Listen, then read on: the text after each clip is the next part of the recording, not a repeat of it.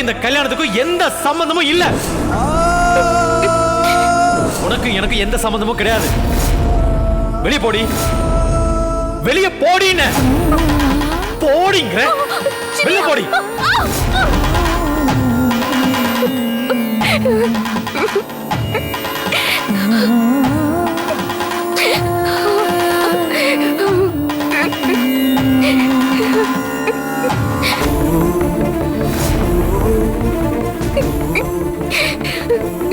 கௌரிமா, அங்க பாரு.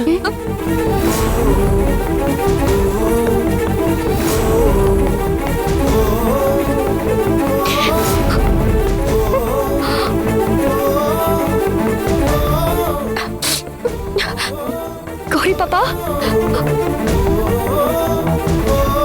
என்னாச்சு துர்காம்மா? இந்த நேரத்துல எங்க என்ன பண்ணிட்டு இருக்கீங்க? அது ஒண்ணும் இல்லைண்ணே, சும்மா கோயிலுக்கு வரலான்னு வந்தேன். கோவிலுக்கு வரப்போ கையில அர்ச்சனை தட்டோட வரணும். ஆனா நீ ஏதோ ஊருக்கு கிளம்ப போற மாதிரி பேக்கோட வந்திருக்க. அது அதெல்லாம் ஒண்ணும் இல்ல. துர்கா, உனக்கு பொய் சொல்ல வராதுன்னு எனக்கு நல்லாவே தெரியும். என்ன நடந்துச்சு? ஏதாச்சும் பிரச்சனையா?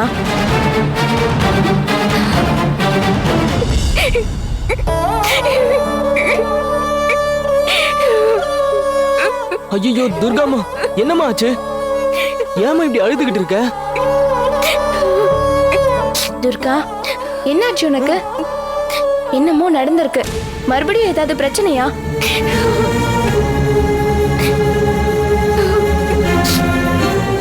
துர்கா, எதுவா இருந்தாலும் இப்ப கிளம்பி வீட்டுக்கு போ. மத்த எல்லாத்தையும் நம்ம காலையில பேசிக்கலாம். இல்ல கௌரி, இனிமே நான் அந்த வீட்டுக்கு திரும்பி போக மாட்டேன். நான் நம்ம ஊருக்கே கிளம்பி போயிடலான்னு தான் கையோட பேக் எடுத்துட்டு வந்துட்டேன். நீயும் அங்க முதல்ல என்ன நடந்ததுன்னு சொல்லுமா. துர்கா, அதான் சின்ராசனும் நானும் இவ்ளோ தூரம் கேக்குறோம்ல, என்ன ஆச்சு சொல்லு. துர்கா, துர்கா, உன்கிட்டதான் கேட்டுட்டு இருக்கோம். பதில் பேசாம நீ எதை பத்தியும் யோசிச்சுட்டு இருக்க? அங்க நிறைய பிரச்சனை ஆயிடுச்சு. நான் எல்லாத்தையும் உனக்கு பொறுமையா சொல்றேன். ஆனா இந்த ஊரு நமக்கு வேண்டாம். நம்ம ஊருக்கே கிளம்பி போயிடலாம் கௌரி. உன் கூட இருந்தப்ப எனக்கு கிடைச்ச சந்தோஷம் இங்க இல்ல கௌரி. கல்யாண வாழ்க்கையும் சரி, புகுந்த வீடும் சரி, ரெண்டுமே நான் எதிர்பார்த்த அளவுக்கு இல்ல. நான் அந்த வீட்டுல இல்லாம இருந்தா மட்டும்தான் அங்க எல்லாருமே சந்தோஷமா இருப்பாங்க. நீ காரணம் இல்லாம எப்பவும் ஒரு விஷயம் பேச மாட்டேன். அதே மாதிரி உனக்கு எவ்வளவு கஷ்டம் நடந்தாலும், உன்னை எவ்வளவு கொடுமைப்படுத்தினாலும், உன் புகுந்த வீட்டுல இருக்கிற யாரையும் நீ விட்டும் கொடுக்க மாட்ட, தப்பாவும் பேச மாட்ட. அந்த வீட்டுல இருக்கிறவங்க ஒவ்வொருத்தர் பத்தியும் எனக்கு நல்லா தெரியும். இந்த நேரத்துல இங்க வந்து உட்கார்ந்து நீ அழுதுட்டு இருக்கன்னா கண்டிப்பா ஏதோ ஒரு பிரச்சனை நடந்திருக்கு. துர்கா, அது என்னங்கறத இப்பவே சொல்லு துர்கா. கௌரி, நீ அடிக்கடி என்கிட்ட ஒரு விஷயம் சொல்லுவ, உனக்கு ஞாபகம் இருக்கா? ஒண்ணு நம்ம சந்தோஷமா இருக்கணும், இல்ல நம்மள சுத்தி இருக்கிற மத்தவங்க சந்தோஷப்படுறத பார்த்து நாம நிம்மதியா இருக்கணும். அந்த வீட்டுல இருக்கிற எல்லாருக்குமே தேவையில்லாத பொருளா நான் இடைஞ்சலாதான் இருக்கேன். நான் அந்த வீட்டை விட்டு வெளியே போயிட்டா எல்லாருமே ரொம்ப சந்தோஷப்படுவாங்க. அவங்க சந்தோஷமா இருக்கிறத பார்த்து நானாவது நிம்மதியா இருப்பேன். எனக்கு அந்த வாழ்க்கை போதும் கௌரி. இனிமே நான் சாகுற வரைக்கும் உன்னோட இருக்கணும்னு ஆசைப்படுறேன். எனக்கு எப்பவுமே என் கௌரிய கட்டி பிடிச்சு தூங்கணும். தலைவலி இல்ல உடம்புக்கு முடியலன்னா உன் மடியில தான் படுக்கணும். இந்த சந்தோஷம் எல்லாம் எனக்கு மறுபடியும் உன்னால மட்டும்தான் கிடைக்கும். பாகூரி, நம்ம ஊருக்கே போயிடலாம். துர்கா, உனக்கு என்னமோ நடந்திருக்குங்கிறது எனக்கு நல்லா தெரியும். நீ அதை என்கிட்ட தான் சொல்லல, ஆனா அசோக் சித்தப்பா ஊர்ல இருந்து வராருல்ல, அவர்கிட்ட நீ நடந்தது எல்லாத்தையும் சொல்லி பேசலாம்ல. அவர் ஒருத்தருக்கு மட்டும் என்ன பிடிச்சிருந்துச்சுன்னா அந்த வீட்ல இருக்கிற யாரும் என்ன இவ்வளவு கொடுமைப்படுத்தினாலும் அதை நான் பெருசாவே எடுத்துக்க மாட்டேன். ஆனா அவருக்கே என்ன பிடிக்காம போச்சு. கௌரி, நான் கொஞ்ச நாள் ஊர்ல உன் கூட இருக்கணும்னு நினைக்கிறேன். அதுல உனக்கு ஏதாவது பிரச்சனையா? என்ன துர்கா அப்படி கேக்குற? நீ ஏன் கூட ஏன் பக்கத்துல இருக்கிறதால எனக்கு என்ன பிரச்சனை வந்துட போகுது? சரி, நம்ம 3 பேரும் கிளம்பி ஊருக்கு போலாம். அதுக்கு முன்னாடி சாமி கும்பிட்டுட்டு போயிடலாம். வா, சாமி கும்பிடலாம். வா துர்கா. வாமா.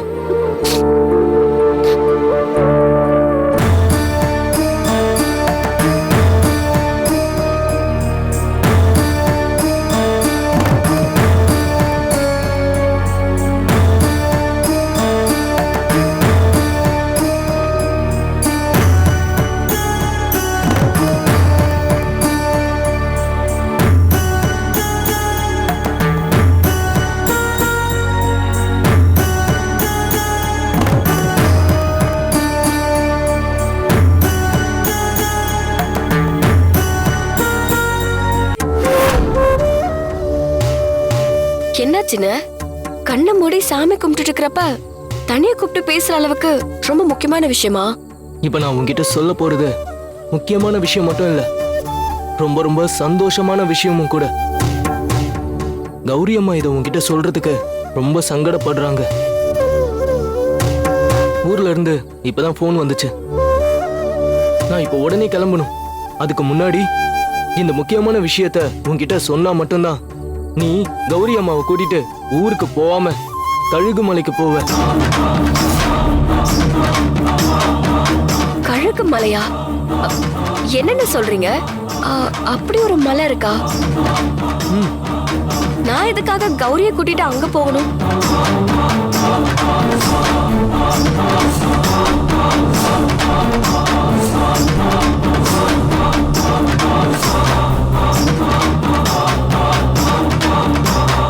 இப்போதான் என் மனசுல இருந்த பாரமே குறைஞ்ச மாதிரி இருக்கு.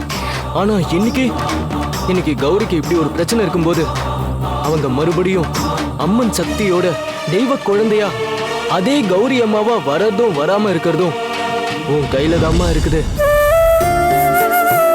மறுபடியும் நம்ம கௌரி ஊரே கையெடுத்து கும்பிடணும்னா அது உன் ஒருத்தியால மட்டும்தாம்மா முடியும். என்னன்னா இப்படி சொல்றீங்க? வாழப்போற வாழ்க்கையே என்னோட கௌரிக்காக தான். கண்டிப்பா நான் இதை பண்ணியே ஆகணும். மறுபடியும் என் உயிரே போனாலும் அதை நான் சந்தோஷமா ஏத்துப்பேன். இது போதும்மா. இனிமே நீதான் கௌரி அம்மாவை பத்திரமா பாத்துக்கணும். நான் ஊருக்கு கிளம்புறேன்.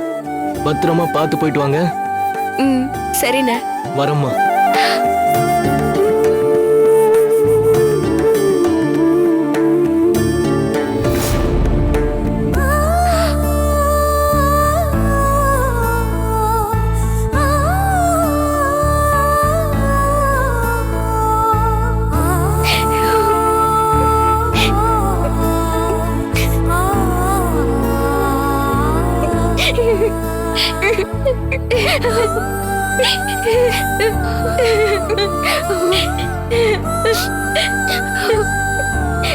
துர்கா, ஏன் என் மேல இவ்வளவு பாசம் வச்சிருக்க?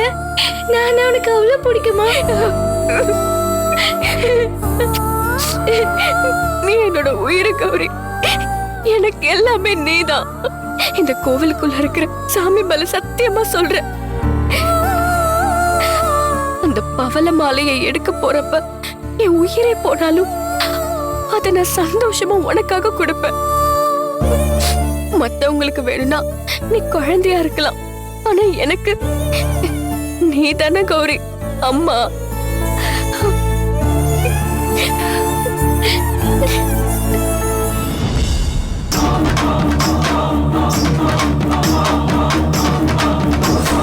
அந்த ஊருக்கு பெரிய ஆபத்து வரப்போகுது. அது மட்டும் இல்ல, நீ யார் மேல உயிரையே வச்சிருக்கியோ அந்த துர்காவோட உயிருக்கும் பெரிய ஆபத்து வந்திருக்கு.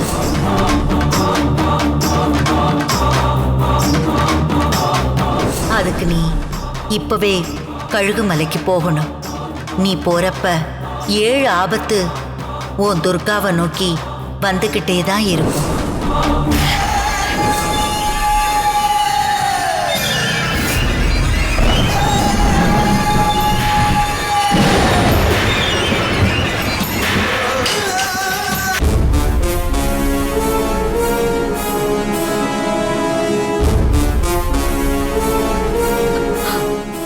என்னாச்சு கௌரி?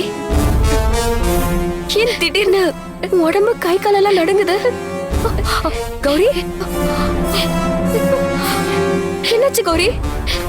என்ன திடீர்னு உடம்பு இப்படி தீயா கொதிக்குது? வேணாம் துர்கா, நம்ம கழுகு மலைக்கு போக வேண்டாம். எனக்கு என்னமோ அது சரின்னு தோணல. என் மனசுக்குள்ள அந்த வாசுகி பாம்பால உனக்கு ஏதாவது ஆயிடுமோன்னு பயமா இருக்கு துர்கா. அதனால உனக்கு ஏதாவது ஆபத்து வரும்னு தோணுது. அதனால நம்ம கழுகு மலைக்கு போக வேண்டாம் துர்கா. கௌரி, நான் தான் உன்கிட்ட சொன்னல, உனக்காக என் உயிரே கொடுத்தாலும் நான் சந்தோஷமா கொடுப்பேன்னு. துர்கா, உனக்கு நான் எவ்வளவு முக்கியமோ அதே அளவுக்கு நீ எனக்கு முக்கியம். நீ இல்லாம என்னால இருக்க முடியாது. என்னோட சுயநலத்துக்காக உன்ன ஒரு ஆபத்தான சிக்கல்ல சிக்க வைக்க நான் விரும்பல. கௌரி, நீ குழந்தையா இருக்கிறப்ப என்னோட அக்கா உன்னை என் கையில கொடுக்கறப்ப இவளுக்கு ஒரு பெரிய ஆபத்து நடந்திருக்கு. அதனால அவளோட பிறப்பு ரகசியம் என்னன்னு எனக்கு தெரியாது. ஆனா ஒன்னே ஒண்ணு மட்டும் சொல்றேன் துர்கா, என்னோட பொண்ணு சாதாரண குழந்தை இல்லைன்னு சொல்லிட்டு தான் என் அக்கா இறந்து போனாங்க.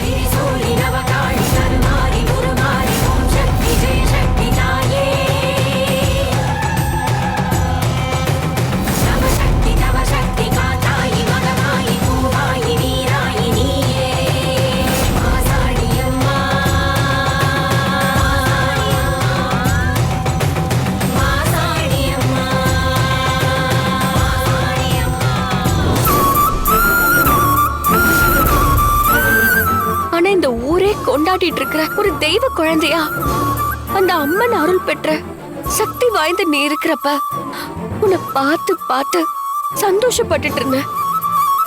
நான் ஜெயில இருக்கிறப்ப திடீர்னு உனக்கு அந்த சக்தி இல்லாம போச்சுன்னு அந்த இன்ஸ்பெக்டர் சரவண பெருமாள் சொன்னப்போ நான் அதை நினைச்சு எத்தனை நாள் அழுதுருக்கேன்னு எனக்கு தான் தெரியும். உன்கிட்ட இருந்து போன அந்த சக்திய மறுபடியும் மீட்டெடுக்கிறதுக்கு, அதுவும் ஏன் மூலியமா எனக்கு ஒரு வாய்ப்பு கிடைக்கிறப்ப அதை எப்படி என்னால முடியாதுன்னு சொல்ல முடியும்? அதனால உன்னை இந்த ஊரே கொண்டாடுற பழைய கௌரியா நான் திரும்ப கொண்டு வருவேன். அதுதான் என்னோட வேண்டுதலும். அதனால நம்ம கழுகு மலைக்கு போறோம். அங்க பவளக்கல்லை எடுக்கிறோம். அந்த பவளக்கல்லை எடுத்து உனக்கு பண்ண வேண்டிய பூஜை எல்லாத்தையுமே பண்ணி முடிச்சு அந்த பழைய சக்தியோட இருக்கிற கௌரியா கொண்டு வந்து தீர்வேன். இது உன் மேல சத்தியம்.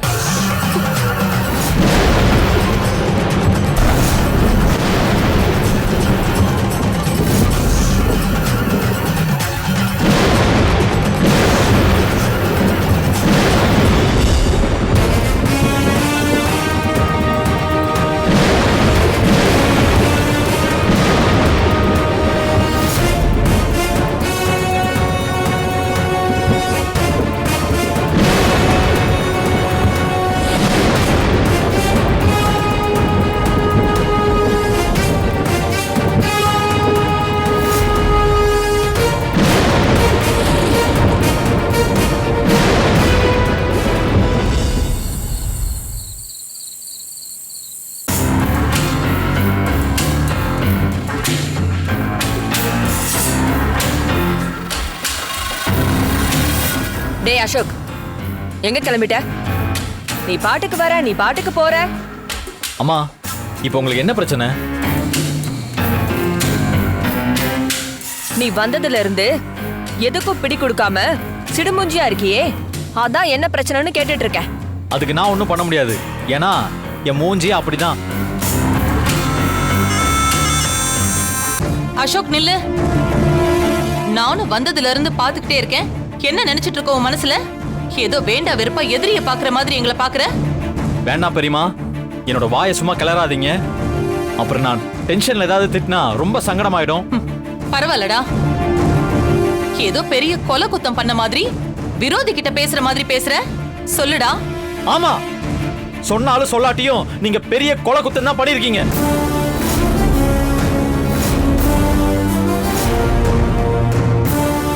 அப்படி என்னடா கொலை குத்தம் பண்ணிட்டோம்? எங்களை பத்தி தப்பு தப்பா உன்கிட்ட சொல்லி உன் அன்னிக்காரி சத்யா தானே ஏத்தி விட்டுட்டு இருக்கா. அம்மா, இன்னொரு தடவை அண்ணிய பத்தி ஏதாவது தப்பா பேசுனீங்க, அப்புறம் நான் மனுஷனாவே இருக்க மாட்டேன் சொல்லிட்டேன். அவங்க ஒன்னும் உங்களை பத்தி தப்பு தப்பா சொல்லி என்னை ஏத்தி விடல. அதே மாதிரி இந்த வீட்ல யார் யாரு என்னென்னலாம் பேசுவாங்கன்னு எனக்கு நல்லா தெரியும். இதுக்கு முன்னாடியாவது என்ன மாதிரியே நீங்களும் துர்கா மேல கோவத்தில் இருக்கீங்கன்னு நினைச்சேன். அதனாலதான் அவளை பார்த்த எரிஞ்செறிஞ்சு விழுறீங்கன்னு நான் நினைச்சிட்டு இருந்தேன். ஆனா இப்பதானே எல்லாம் தெரியுது. உங்களுக்கு அவ மேல இருக்கிறது கோவம் இல்ல, வெறி, பழி வாங்கணும்னு வெறி. போதும், நிறுத்துடா. அவ பெரிய இவ, அவளை நாங்க பழி வாங்கணும்னு துடியா துடிச்சிட்டு இருக்கோம். நீ ஏதோ பேசணுங்கிறதுக்காக வாய்க்கு வந்தபடியெல்லாம் பேசாத அசோக். போதும் பெரியமா, நீங்க இப்படி எல்லாம் பேசினா அதை நான் அப்படியே நம்பிடுவேனா? இங்க பிரச்சனையே நீங்க தான். பாவம் அந்த துர்கா, அவளே என்கிட்ட நான் இந்த வீட்டை விட்டு போயிடுவேன் சென்னையான்னு சொன்னான். உங்க வாழ்க்கைக்கு இடைஞ்சலா இருக்க மாட்டேன்னு சொல்லி இருந்தா. அதுக்கு நானும் சரி, எவ்வளவு சீக்கிரம் கிளம்ப முடியுமோ அவ்வளவு சீக்கிரம் கிளம்பிடுன்னு சொல்லியிருந்தேன். அதுக்கு அவளும் சரின்னு சொல்லியிருந்தா. ஆனா நீங்க 3 பேரும் சேர்ந்து துர்காவோட கேரக்டர் கேவலப்படுத்துறதுக்காக நான் இல்லாத நேரத்துல அவ மேல அபாண்டமா பழி போட்டு யாரும் பண்ணக்கூடாத டார்ச்சர் எல்லாம் அவளுக்கு நீங்க பண்ணிருக்கீங்க. டேய் அசோக், அப்படியெல்லாம் ஒண்ணும் நடக்கலடா. உன்கிட்ட யாரோ தப்பு தப்பா சொல்லியிருக்காங்க. அம்மா, நான் தெரியாம தான் கேக்குறேன். துர்கா மாடியில இருந்து கீழே விழுந்து அடிபட்டு கிடந்தப்போ தரையில நீங்க ஆசிட ஊத்தி அவளை கூப்பிட்டு மாப் போட சொல்லி துர்கா காலை வேற காயமாக்கி இருக்கீங்க. இதோ இவ்வளவு நேரம் உங்களுக்கு எல்லாம் சப்போர்ட் பண்ணி பேசிட்டு இருந்தாங்களே பெரியமா, அவங்க உங்க எல்லாத்துக்கும் ஒரு படி மேல போய் வீட்டுல கேஸ வெடிக்க வச்சு துர்காவை கொலை பண்ண பார்த்திருக்காங்க.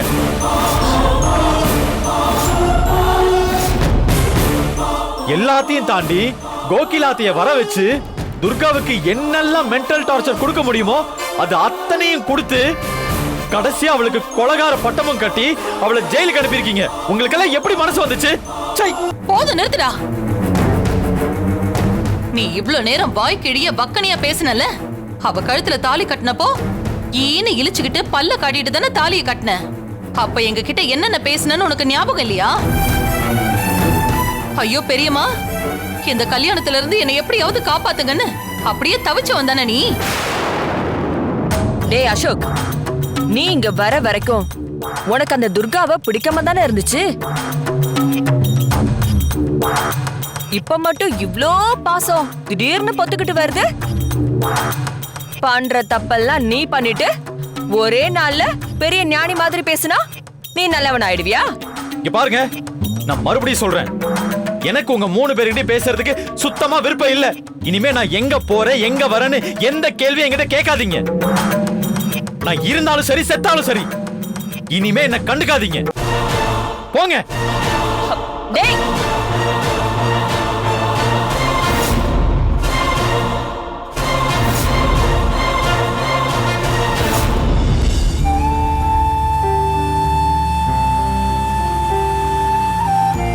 கண்டிப்பா துர்கா ஊருக்கு தான் போயிருப்பா. இப்ப நேரா கிளம்பி அவளோட ஊருக்கே போய் பார்த்து பேசினா மட்டும்தான் என்னால கொஞ்சம் நிம்மதியா இருக்க முடியும்.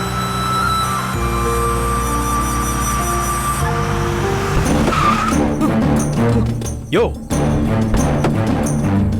எங்க பார்த்து போயிட்டு இருக்கீங்க? கொஞ்சம் கூட அறிவே இல்லையா? நீங்க பாட்டுக்கு போயிட்டு இருக்கீங்க. ஐயா, நீங்க துர்காமா வீட்டுக்காரர் தானே? துர்கா வீட்டுல தான் பார்த்திருக்கேன். ஆமாங்க ஐயா. சரி, இந்த நேரத்துல இங்க என்ன பண்ணிட்டு இருக்கீங்க, அதுவும் தனியா? இல்லங்க ஐயா, நானும் கௌரி அம்மாவும் பட்னம் வரைக்கும் வந்தோம். இப்போ ஊருக்கு கிளம்பி போயிட்டு இருக்கோங்க ஐயா. ஓ அப்படியா? சரி, துர்கா வீட்ல இல்ல. துர்காவை பத்தி உங்களுக்கு ஏதாவது தெரியுமா? துர்கா கௌரி அம்மா 2 பேரையுமே இனிமே நீங்க நினைச்சாலும் பார்க்க முடியாதுங்க ஐயா. என்ன சொல்றீங்க? ஆமாங்க ஐயா, துர்கா கௌரி அம்மா 2 பேருமே கழுகு மலைக்கு போயிட்டு இருக்காங்க ஐயா. கழுகு மலையா? ஆமாங்க ஐயா. அங்க யார் இருக்கா? இல்ல அவங்க எதுக்கு அங்க போகணும்? அது உங்களுக்கு சொன்னாலும் புரியாதுங்க ஐயா. நீங்க வீட்டுக்கு கிளம்பி போங்க. இதெல்லாம் சரியானதுக்கு அப்புறம் கொஞ்ச நாள் கழிச்சு துர்கா பாப்பாவே உங்க வீட்டுக்கு வந்துருங்க ஐயா. எது சொல்றதா இருந்தாலும் ப்ளீஸ் எனக்கு புரியுற மாதிரி சொல்லுங்க. ஐயா, ஊர்ல எல்லாருமே தெய்வ குழந்தையா பார்த்துட்டு இருக்க கௌரிக்கு கொஞ்ச நாளைக்கு முன்னாடி சக்தி எல்லாம் போயிடுச்சு. அந்த சக்தி மறுபடியும் கிடைக்கணும்னா களக்காடு பகுதியில் இருக்கிற கழுகு மலைக்கு போய் அங்க இருக்கிற பவள மாலையை எடுத்து பூஜை பண்ணணுங்க ஐயா. கௌரி அம்மா மறுபடியும் தெய்வ குழந்தையா மாறுறதுக்கு அந்த அம்மனுடைய சக்தி எல்லாம் கிடைக்கிறதுக்காக அந்த பவள மாலையை எடுக்க கௌரி அம்மாவுக்கு ஒத்தாசையா துர்கா பாப்பாவும் கூட போயிருக்கு. அதனால துர்கா பாப்பாவை நீங்க தேடாம பத்திரமா வீட்டுக்கு போங்க ஐயா. அந்த கழுகு மலை எங்க இருக்கு? எப்படி போக முடியும்?